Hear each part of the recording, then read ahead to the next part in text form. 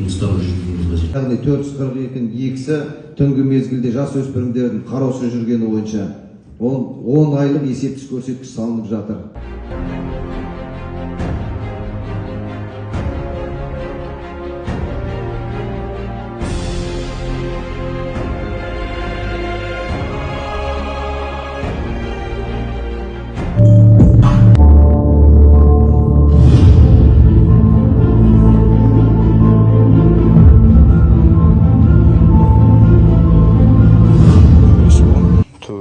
Адам пышақталып қалған.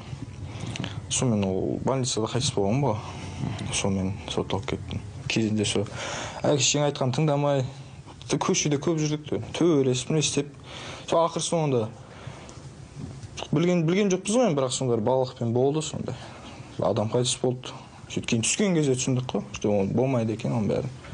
Негізі тыныш жүру керек екен. Мұнда тек 15 пен 21 жасқа дейінгі жасөспірімдер жазаларын өтейді. Әрқайсысы өткен өмірге өкінішпен қарайды.